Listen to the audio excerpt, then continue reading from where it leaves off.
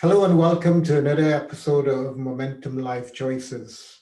Today we're talking to Marcus Barros, who is a man of wide experience. He started off in Latin America, where he did a degree in electrical engineering, and then throughout the last couple of decades has moved between Europe and Latin America, where he's worked for NGOs as well as for corporate organizations, the like of ATT. Um, and I believe at one point he was also a professor at a university teaching computer sciences. So today, Marcus Barros is here to talk a little bit and to share something of his work on the use of mental models. So Marcus, welcome. I Thank you hope very I much, got all. I Alfonso. hope I got all of that information correct. Yes, you did. Thank you very much. Thank you for inviting me. You're welcome. So, Marcus, what exactly are mental models, and why should anybody be interested in it? Yeah, well, mental models are the patterns that we have stored in our memories. And our brain uses these patterns to understand the world, to make decisions. And we already use mental models. The problem is that most of the models that we use today, they were not chosen by us. They were just acquired by experience. We learned them by experience. And so they are not all the best. They are not always the best that we could use to, for example, solve a business problem. Right. So the idea behind having or adopting new mental models is to have a different tools or sorry, a set of different tools Right. to solve problems than the one that I already have. That's the idea behind. So you mean I could actually, or I or we are already using tools, but we don't even know you're using tools because That's right. because we all as humans pattern. We look for patterns, we look for meanings, etc. Exactly. Um, Exactly. and so what you've done, you're saying, is looked at a collection of models and then try and organize it in some sort of more systematic, useful way. That's right. So you can be intentional about how you will reason or what kind of a framework you use to solve a problem or to understand something. Okay. And how many of these mental models are there? Have you discovered? Well, I read a lot about the subject, and there are literally hundreds of known mental models. If you Right. search, if you Google the subject, you'll find lots and lots. Some are very well known, Yeah. like inversion or first principles, and some are there not really very well explored. But the fact is, you can create a mental model, and it can become one mental model that you use for that specific kind of problem. So the number is actually, there is no limit for the number of mental models we can have, and Okay. we actually use thousands upon thousands of different models right now.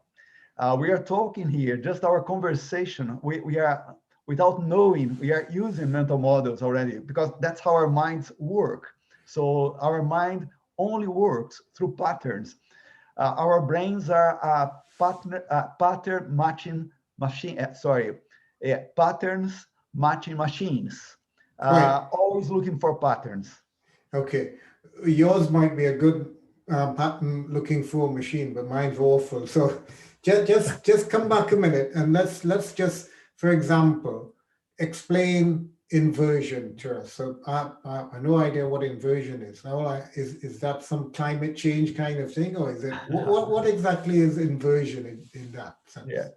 sense? Inversion was invented by a mathematician, and Gustav, forgot his surname now, but he used to say, always invert, invert, invert. You have a problem, you cannot find a solution. Invert the problem. You have a question, you cannot answer.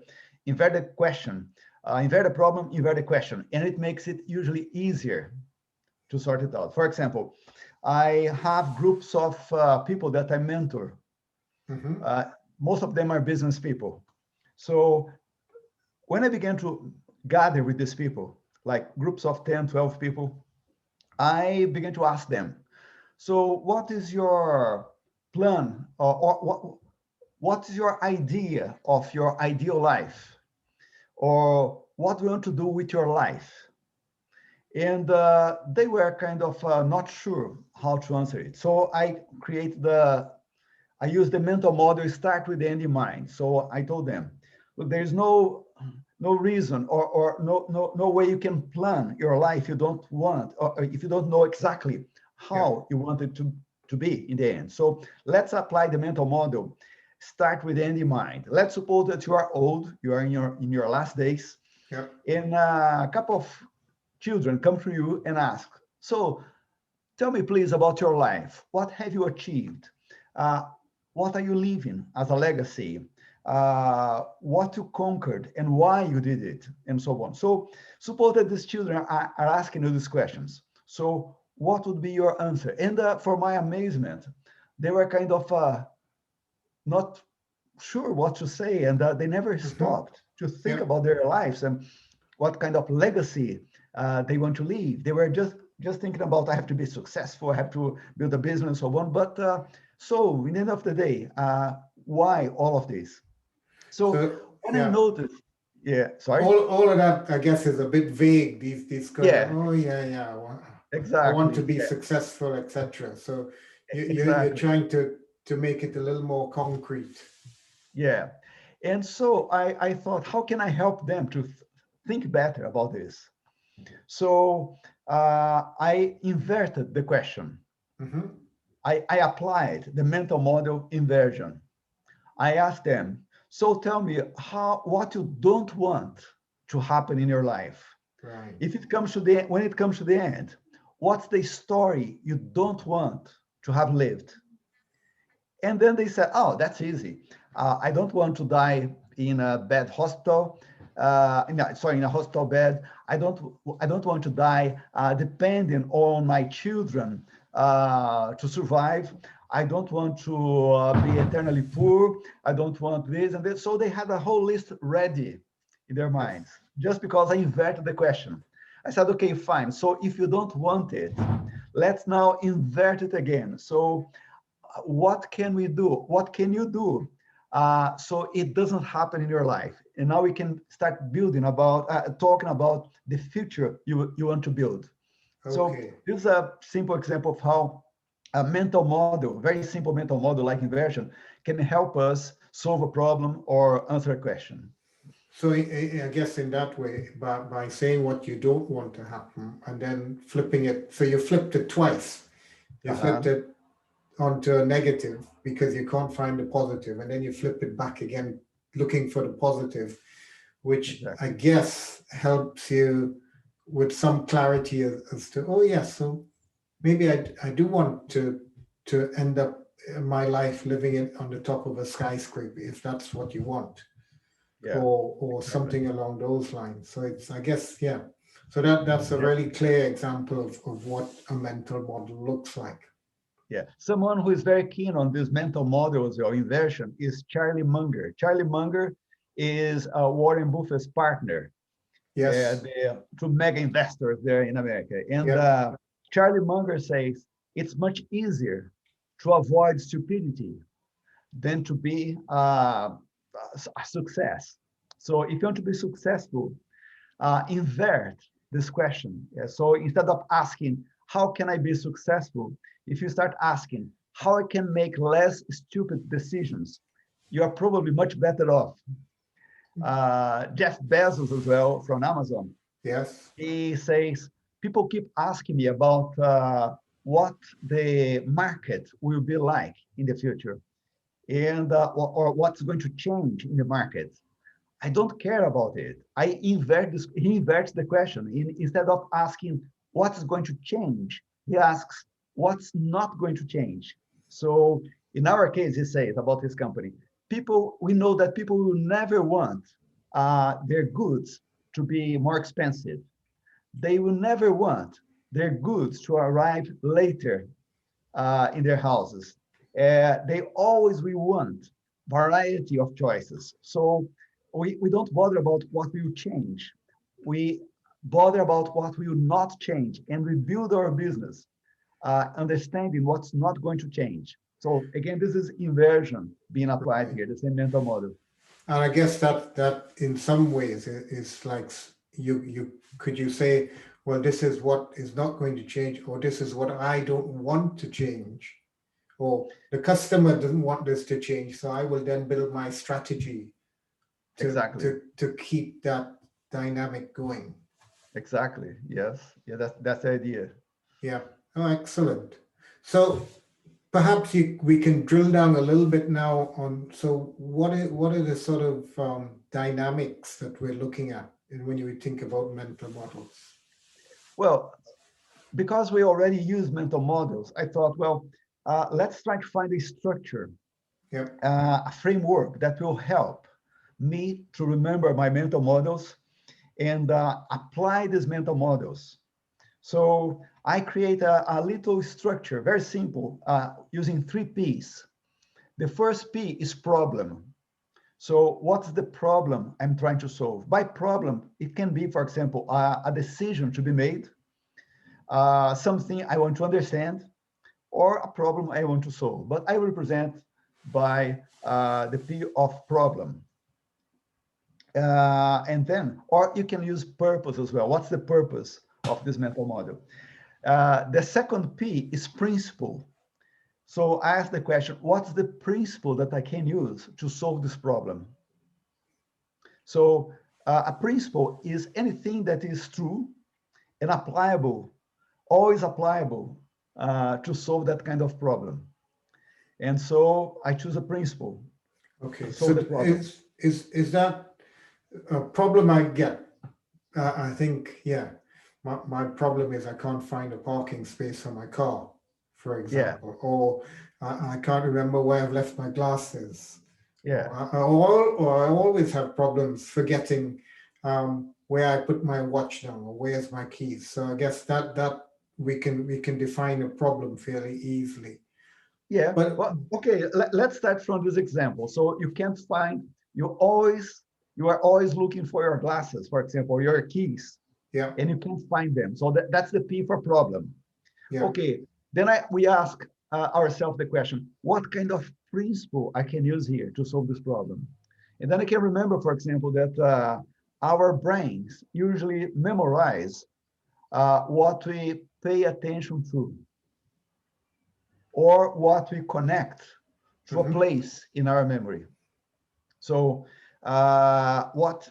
that's what I do, the principle that I use. So if I have, for example, I come home and I leave the keys somewhere that's not the usual place where I leave my keys. yeah, So I make a mental note of that thing. I say to myself, I am leaving the keys here on the sofa and not there where I usually leave. So by making this mental note, the chances of remembering it increase a lot. right. So again, I'm applying a principle to a problem to solve it. Yeah, and we have the third P for possible questions. So it's helpful very often to have a question or some questions to connect the principle to the problem so the principle can solve the problem. Okay. Can Okay. you just expand on that one a little bit more, with Yeah. maybe with an example? Okay. So in this case of the mental note is very easy. I can ask myself, what's the mental note I want to have here? So I will remember where I left my keys. Right. So then I create a mental note. Another possible question, uh, what can I use from the environment? Because our memories are directly connected to our environment. Our brains were developed to connect us to the environment. So when I connect the environment to something I want to remember, the chances of remembering that thing increase a lot. There is even a method called the Locky method. It's a Roman method to remember things. So you memorize things by going to a place, or in your imagination, you go to a place that you know very well. Yeah. And for example, you have a list of a shopping list. So you start imagining every item of that shopping list being placed on this room that you know very well, or this house that you know very well. Yeah. So it's a very useful kind of method. And Okay. again, it's a model. So in that respect, it's let's if we can stick with the keys as the problem. I can't remember where my keys is, and then you say, okay, well, in that case, Johnson, what you need to do is apply the principle of having a note to attach to it. Yeah, a mental note. Yeah. And then you say to yourself, what possible questions can I ask about the principle? Yeah. And exactly. so one of the things you're saying is perhaps to use hooks. I think that's what I'm getting, that you use some kind of hook in your environment to help you figure out where you've left the keys, or something like, or who tells me to leave my keys there, or where do I never leave my keys? Is that the sort of questions the process you'd go through? Well, if you want to apply the Loki principle, or the principle of the location, Right. or the place where you are, you can ask, for example, the following question: how can I exaggerate something from the environment here related to my keys, so I will remember it easily? Why is it? Because our memories, they when we imagine something and we exaggerate or make it funny, absurd, Yeah. our memories usually store that information easily. So, for example, if I'm going to leave my keys on the sofa, Yeah. and I want to remember it, I can quickly imagine, ask the question. So how can I make it absurd? So I can, for example, imagine the sofa opening a big mouth and swallowing my keys just for 1 second, and that's it. So when you think, where are my keys? Immediately you remember your sofa swallowing it. So it's funny, but that's how our memories work. I learned it when I was a teenager, reading a book about memory. Yes. And there are many good books now about this kind of tricks. But that's how you can connect your keys to the place where you live. You know that's so funny, because my keys usually end up under the cushion in the sofa, because as they lean back, they fall out of my pockets. So it's not like, most of the times I don't even put my keys down anywhere. I know where they should be. They should be in my pocket. But so I guess I can imagine that makes me kind of think, oh yes, so I'm actually sleeping on an elephant or a big snake or something, and it's swallowing my keys. I guess that's the application of the question to the principle. Exactly. Okay. It's always helpful to ask yourself this question: what question I should ask in this situation? Yeah. To ask good questions is the first step towards having good answers. So questions are very important, and questions make our minds think as well. I love it. It's one of the mental models that I use a lot to solve complex problems is the intentional pause. What is it? Well, you know already what it is. You are trying to solve a problem. You are working hard with that, and you don't find an answer.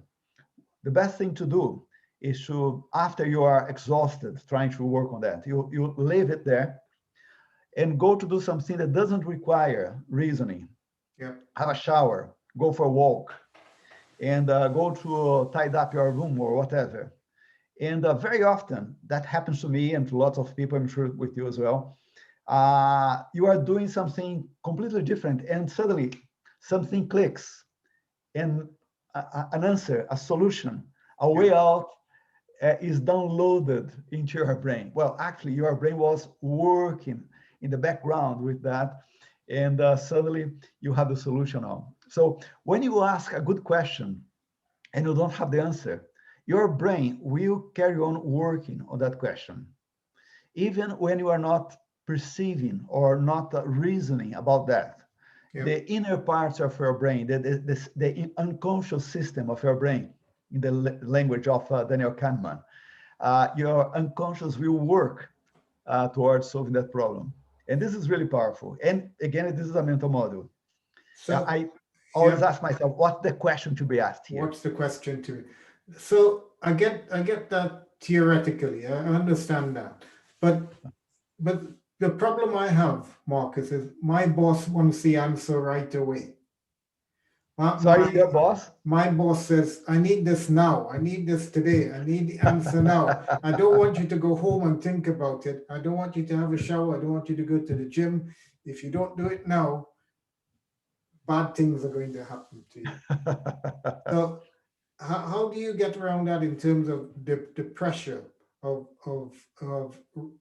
what I'd say real life or office life or corporate life or even home life? Yeah. Well, one of the most useful mental models I know is called first principles. And that's very helpful for this kind of situation that you're mentioning. You have a massive problem to solve. You don't have a lot of time. Yep. And first principles helps me very often with this kind of situation. What's first principles? Is to go deep into the roots of something, really, really, really deep, up to a point where you cannot go any further. Elon Musk used this mental model when he created SpaceX. So he wanted to build a rocket, and he came to his people there and said, I want to know how much it will cost to build a rocket. And they came to a figure of, I think it was $62 million. And he said, no, that's not possible. That's too expensive. And then he decided to apply the mental model first principles. So he gathered his people and asked them, so tell me, what is a rocket made of?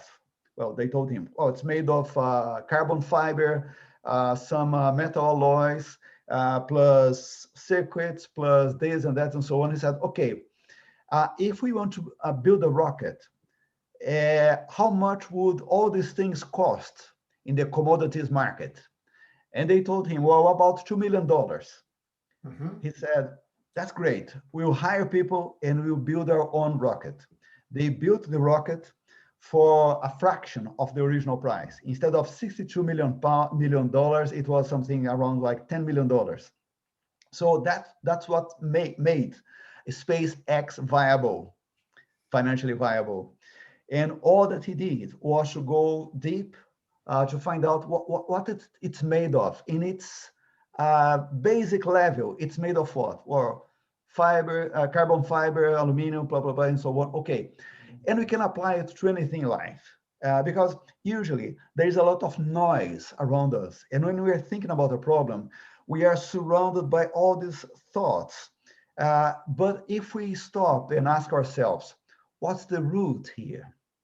And questioning, up to a point where we come to like the fundamental roots of the problem. We are in a much better position to solve the problem if we get there. It's the method of the 5 whys, the mental model of 5 whys, created by Mr. Toyota from Toyota, the company. Yeah. He would come to a problem in his factory and ask someone there, why is it happening? So Yes. they will explain why. And he said, but why is that? And then, but why? But why? So 5 whys up. So he would come then to the root of the problem. And that is much more effective than just like believing that that's the cause and okay, let's move on, fix it and let's move on. Yes. Yeah. So I guess that for me makes me feel okay. So we're actually moving somewhere. You get a sense of progress. You don't get brain freeze. You don't get panic because I'm going to get fired because at the end of the day, the boss needs an answer. So by a systematic sort of inquiry, you're getting deeper and deeper into the roots of the problem, like you say, or maybe even like you describe Elon Musk's situation. It's looking at the elements. So we need this, we need that, and the other. And then from what you're saying for the Musk example is you open it out as you dig deeper. And then you Exactly. solve it by bringing the elements back together in a different configuration. That's right. It's a kind of a re-engineering, isn't it? You dismantle it and then you build it again. Yes. Yeah. Uh, So yeah. that's another mental model that you've just described. So just come back to the idea of there are hundreds of these mental models around. And I'm saying, Marcus, I can't even remember where I put my keys. How do you expect me to remember all of this stuff? Yeah. Well, that's a good question, and I use another mental model to solve it. I thought you'd say. You would, of course. Well, I use the mental model with three words. I like three words because it makes easier for me to remember. But I call it the fallacy of information, or information fallacy. And we believe that we are learning something because we are listening to someone Yeah. talk about something, or we are watching a video, or we are taking part in a live like this one, or reading a book. And that's just information. It's not really learning. We're just like receiving information. So real learning and real transformation actually happens in three steps, I believe. That's my mental model. You start with informing, Yep. and then you move to performing, and then you move to transforming. So three verbs. So as you are listening to what I'm saying, you are getting information. This information will go away, will disappear from your mind in a few hours. After a couple of hours, we were talking here, probably you remember just a few things that we talked, and tomorrow, probably nearly nothing. Did you know my Information. wife? She tells me exactly the same thing, but it takes, she only says 5 minutes. She's not as kind as you. She says in 5 minutes, tell me what I said, and I do the intentional pause. So Yeah, yeah, or she sends you to the shops, and you come back, and not with what she asked you, and she'll tell you, I asked you to bring one thing and you did not bring it. I'm saying no. You asked me for 10 things, and I forgot where I put the list. So Yeah. so you're talking about now these three things that make up this fallacy of information. Just Yeah. can you just repeat that, please? Yeah. So you start with information, Yeah. but then you have to move. You start with informing. So inform is the first step. And then you have to move to perform, or you have to do something with that information. If you don't do something with that information, it will go away. You will Right. forget it. So you learned something, you heard something, go and act on that immediately. Write it down, build a mind map, think of an experiment where you can make that happen, make use of that. So when you do something with that, for example, you apply a mental model, you invert a question, you start with first principles, you start with the end in mind.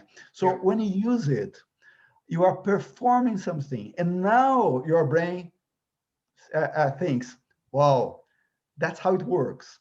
And there is different parts of your brain involved there. So new connections are being made. Connections are made in our brain, mostly by moving, by acting, by doing something.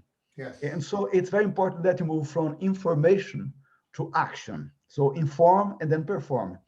But then, if you want to have real transformation, if you want to really remember where you placed your keys, you have to repeat that action. And as you repeat that action, you have that satisfaction of seeing it work, and that the good feeling about seeing that work, together with the repetition, will create a thinking habit in your brain. So it becomes now something automatic. You don't have to remember that anymore. Okay. That's how habits are formed. And so you enter now into the phase of transformation. You are transformed by the repetition associated to a good feeling about that thing. So So that's a mental model to help you really remember. remember. For example, I read a book or I don't want to forget these things that I learned here. So inform, perform, transform, or whatever. Yeah, So does you that work remember. in terms of when I was in practice? It used to be see one, do one, teach one. It's the Yeah. same kind of principle. Yeah, because when you have to teach something, you have to work, you have to perform with that information. So you receive the information through the books, through whatever, and then you have to transform that thing, that information into an expression that other people will understand through you. So you are performing something there. And if you teach it not once, but twice, three times, the more you teach about something, the more you understand that thing. The more you learn it yourself. Exactly. Yeah. I could get myself in trouble for this sort of true confession, but this is where YouTube came in pretty handy when I'm learning a new technique and I have no idea what that technique is. But I go on YouTube, and YouTube is brilliant for that. It'll show you It is. anything you want. So It is. Yeah. it could be even something like, oh, I know what it was. Recently, I laid a new laminate floor, Uh-huh. and I spent hours on YouTube looking at, oh, how do you get around the corner? How do you get under the door? And all Yeah. this sort of stuff. And after several mistakes, and about, they say, oh, you should get 10% more of your material in case you make mistake. Well, I did need more than 10%. But Uh, thing is, you finish the floor, and then I show people, and I'm telling my brother-in-law, yeah, this is how you do it, and this, and I have no idea what I'm talking about, except he thinks I know what I'm talking about. And then I showed this to my son, and he said, wow, you're an expert. So I know I'm no expert, but YouTube I is an guess expert. I've become an expert by the seeing it, the doing it, and now I'm just bragging about it. But I guess that's the same principle that we're using is the information. Because I had to, this is the funny thing. When I looked on YouTube, and they tell you you need to do this, that, and the other, and I had nowhere in my head to hold that information. I had to Uh-huh. actually go in the room and perform the action. I said, oh yeah, that's it. Now makes sense what you're telling me, That's right. because it's so abstract. It is. I can see what you're doing, but my Yeah. hands can't do it. And I Yeah. guess And this is now what you're saying. exactly. And you have if you have to lay floors again now Yeah. next week, probably you remember all the steps without having to watch the video again because you did it. You performed. You Well, use that information. you give my memory more credit than I would.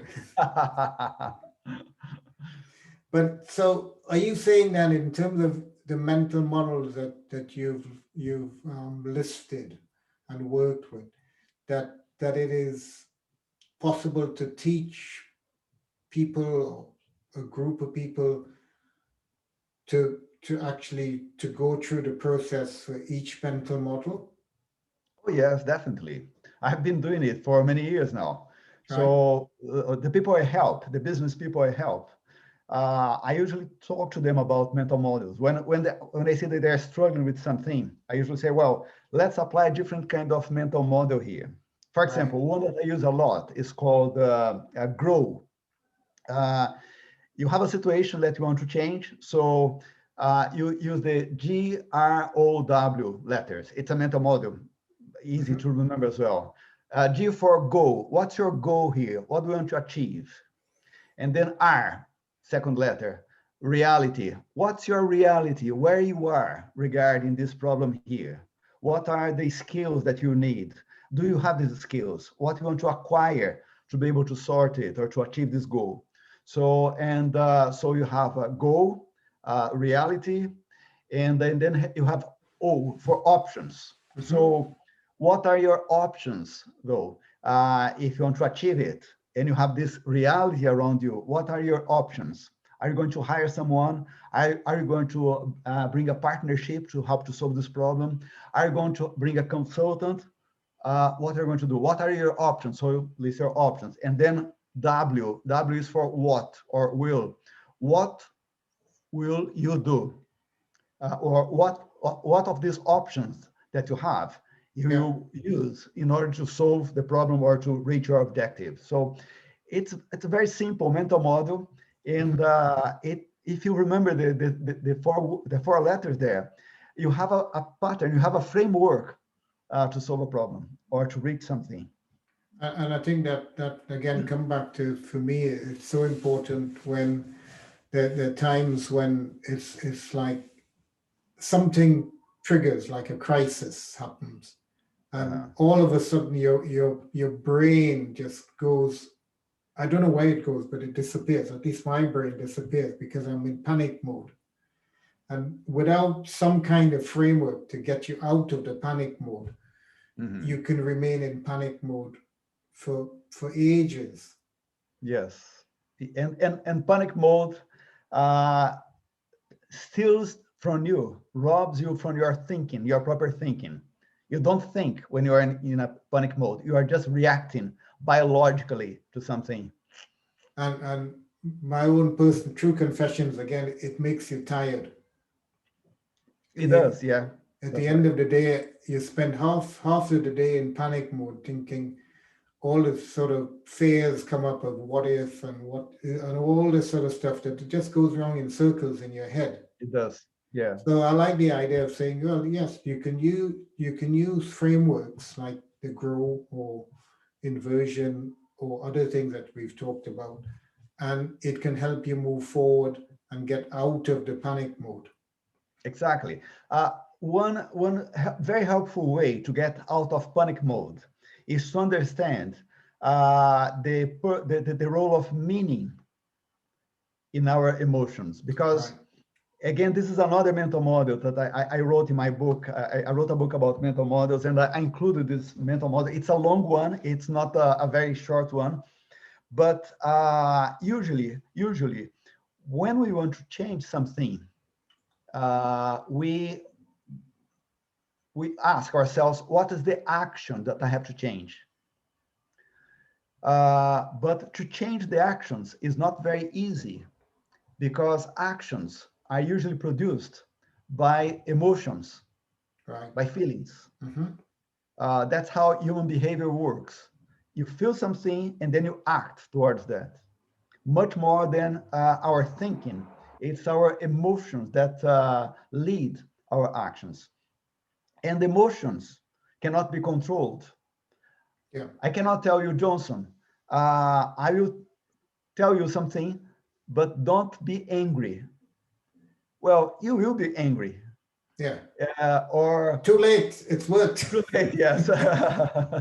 Yeah. Or don't be upset. No, you will be upset. It's the same of saying to someone who is hungry, no, don't feel hunger. Well, there's no point. We don't control emotions. Now, but emotions are mostly produced by meaning. So you feel angry.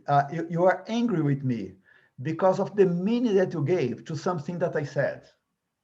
So the best way to manipulate our feelings is by manipulating our meanings. For example, why do we panic about something? Because consciously or unconsciously, we're giving to that situation or to the possibilities ahead of us a specific meaning. And that meaning creates the feeling. And the feeling, as you perceive that feeling is growing in you, you start being stressed about the stress rising, the stress level rising. And that disturbs the hormonal distribution in your blood. So lots of hormones will be poured out on your blood. And then you get really, really stressed. And you get into panic mode. Cortisol, adrenaline, and everything being pumped into your blood. And then your mind doesn't work anymore. Your prefrontal cortex here, that's the reasoning part of your brain. It shuts down to protect you. Obviously, you know my brain very well. My brain as well. So it's not safe for you to think when you are in panic. You are running from the tiger. So Yes. you don't want to be pondering A or B. You have to run. You have to have this biological mechanism of making you run. So panic mode is actually a defense mechanism that we have. The problem is, in the life that we live now, we are very safe. We don't have the tiger running after us anymore. We don't Yes. have the dangers of the jungle. But we are still panicking, believing that, for example, social rejection will kill us. It won't, but we behave or we feel as if it was, if it is going to.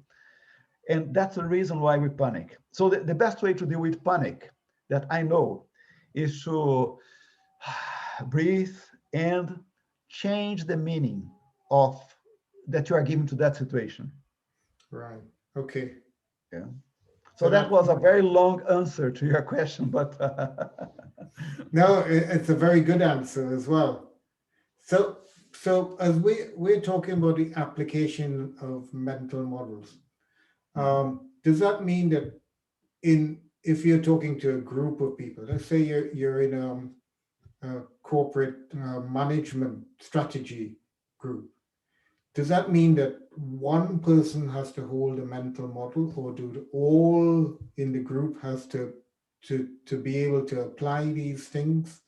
Because that I can get this, I could do it or you can do it. So what happens in that group situation? yeah. Well, in group situations, usually the big problem that we have is human behavior. Right. It's Yes, you and I have been in the same place. nearly every problem we face is somehow related to my behavior or someone else's behavior. Yes. Even like business problems, they are related to your customer behavior, your supplier behavior, your team's behavior. It's always about human behavior. So it's very helpful to use the right mental models to understand human behavior. Okay. For example, the sequence that I was giving you of events produce meanings in our minds, Yeah. meanings produce emotions, emotions create actions, actions create results. So this sequence is a key to understand why people do what they do. I have other mental models as well. I create a simplification of Maslow's hierarchy of human needs. Yes. My hierarchy has only 3 levels. So I apply it constantly to try to understand why people are doing what they are doing. And when we understand why we are doing what we are doing, we are better resourced to deal with the situation.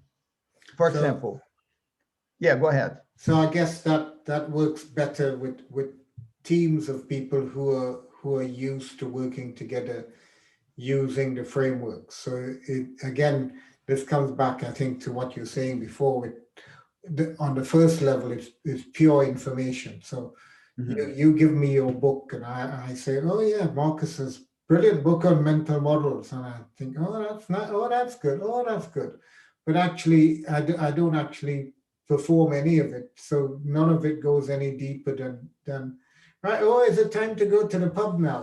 Ah, great, fantastic mental models. And so where I guess you're saying is that when the team that actually starts to perform certain things um, can understand these things better because you've sort of got it deeper into the whole team. Yeah, well, the best way to help the team to use these things is to model it to them, Right. like Elon Musk did with his team, or perhaps you're in a situation where you have a problem there. You can tell everyone, look, there is a way to deal with that by inverting the problem, or let's try to apply first principles to understand the roots of why this is happening. Hmm. So if you start using it, people start getting how it works, and you can like suddenly or subtly you can educate your people Yes. towards choosing better models of thinking and making better decisions as well. So you're saying to me it's better to model it than to put it up on a flip chart on the wall and leave it there until everybody gets it. Well, no. Because Yeah, I guess some organizations would do that. They'd say, right, you guys need to get this. I'm going to send it to you by email every week until I see you get it, and you need to be able to recite it back to me. yeah. That's That very, doesn't work. unfortunately, that's very common, and that is not really effective, is it? No. And I guess that's why you need, I guess, I suppose, somebody to champion or somebody to own Yeah. it and then to practice it and to show it that we can then say, oh yes, that did work. Mhm. So you're learning from the experience of it. Exactly. So no, Marcus, this is it's been fascinating talking to you about these mental models that you use. And just so that we could where can we learn more? How could we access the material that we've been talking about? Well, I wrote a short book about it, and Right?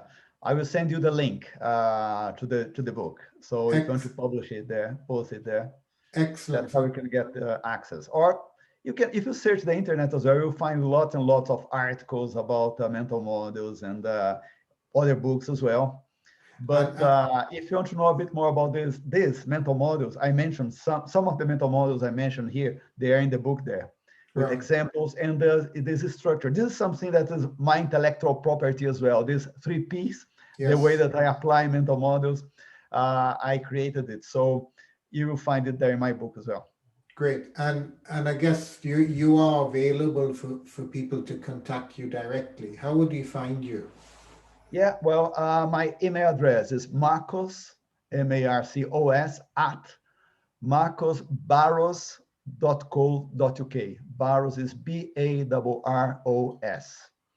So that's the way to contact me, or by LinkedIn or social networks. Not hard to find me there. Okay, Marcus, it's been fabulous talking to you. It's been very informative.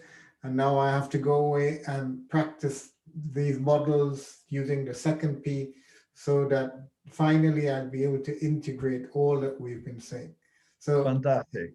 it's been great. Okay, Thank you very take care much, for now. Johnson. Take care. Okay.